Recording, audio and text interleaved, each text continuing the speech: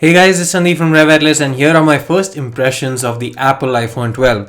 Now before we get this started, please do make sure to hit the subscribe button and also turn on notifications to avoid missing any videos from us in the future. Now let's begin.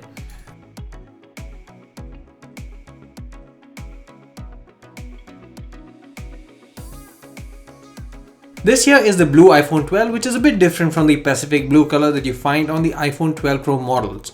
The back panel has a glossy finish while the sides are matte aluminum. On the Pro Max is the other way around with a matte finish back and glossy stainless steel sides.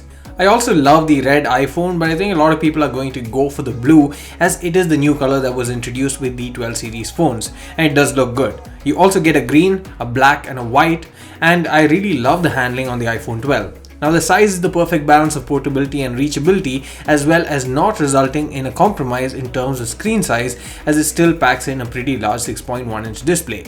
At 162 grams, this feels fairly light for its size, but that also adds to the overall ergonomics, which makes it effortless to use. It really asks to be handled and used without a case, but I have been using an Apple silicone case on my 12 Pro Max and I feel it pairs very well even on this iPhone 12, and it supports MagSafe as well. Speaking of the screen, it's a beautiful OLED panel this time around, and while iPhone 11 had a great screen itself, that was IPS and many people wanted the OLED panel that was there on the Pro models. This time both the 12 and 12 mini get the OLED treatment, and the display is great for viewing content as it supports HDR and has a peak brightness of 1200 nits and a pixel density of 460 ppi. It works great indoors and outdoors and is great for both gaming as well as content consumption, and there is a notch as well. Now the notch has not gone away because it still packs in Face ID along with a host of other sensors, but it allows for quick unlock, and overall I feel if you are an iOS user like I am, I feel it fades into the background and it does not become much of an issue. You still have True Tone, which I find very useful to avoid eye strain, especially when reading a lot on the screen. And you also get ceramic shield on the front, which is said to make glass much stronger and resistant to scratches, and I've seen that to be the case in many other videos, but I'll take a while longer for me to comment on whether that claim holds true in my case. Now I'll speak about it in full during my review. There are three storage variants available: 64, 128 and 256, which cost Rs 79,900, 84,900 and 94,900 respectively before any offers or cashbacks, and all come with 4GB of RAM, which in my experience so far does not really differentiate itself from the Pro Max 6GB in any way, even for gaming, and so far not even for heavier tasks. After all, that's what Apple is known for, a uniform experience across their lineup, and that holds true even for the A14 Bionic chipset, which slays everything you throw at it and posted a score of 1590 for single core and 3857 for multi-core on Geekbench.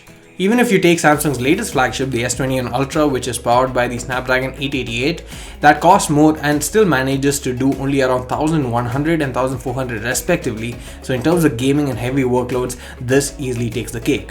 You get 12 megapixel cameras at the back, and the primary is mated with an f1.6 aperture lens, while the ultra wide gets an f2.4 aperture lens.